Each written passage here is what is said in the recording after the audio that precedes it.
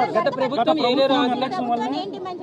నిర్లక్ష్యం వల్ల ఏలేరు ఆధునీకరణ చేశారు. రీటెండరింగ్ పేరుతో నిధులు ప్రకటించినప్పటికీ ఎక్కడ కూడా నిధులు ఇవ్వలేదని ఆరోపిస్తున్నారు. అదే ప్రకాష్ నేను చెప్పేది. కనీసం మా హయాంలో 2000 వాళ్ళు Chandrababu Naidu already revise estimate చేసినాడు స్వామి 295 కోట్ల రూపాయలకు. అది ఉంది, జరుగుతూ ఉంది. మే హయాంలో దాన్ని వేగం ఎందుకు పెంచలేకపోయాము అని అంటే నిండుగా రిజర్వాయర్లు ఉన్నాయి. మోడర్నైజేషన్ ఆఫ్ కెనాల్ చేయాలి అని అంటే క్రాప్ హాలిడే ప్రకటించాలి. నిండు కుండల రిజర్వాయర్ ఉన్నప్పుడు ఎందుకులే హాలిడే ప్రకటించడం ఎందుకు?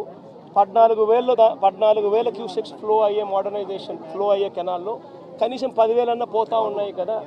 పెద్ద నష్టం ఏమి లేదులే, రెగ్యులేట్ చేసుకుంటూ పోతూ ఉంటే పెద్ద నష్టం ఉండదు. కరువు వచ్చినప్పుడు ఇంకోటి వచ్చినప్పుడు దీని గురించి హ్యాండిల్ చేయొచ్చులే అని కొద్దిగా మనం కూడా రైతుల పక్షాన రైతులకు నష్టం జరగకూడదు, క్రాప్ హాలిడే వేస్ట్ కాకూడదు, వాళ్ళకు క్రాప్ హాలిడే ఇచ్చి వాళ్ళకి ఇబ్బంది కడగకూడదు అని చెప్పి కొద్ది గొప్ప అనుకున్నంత వేగంగా చేయకపోవచ్చు.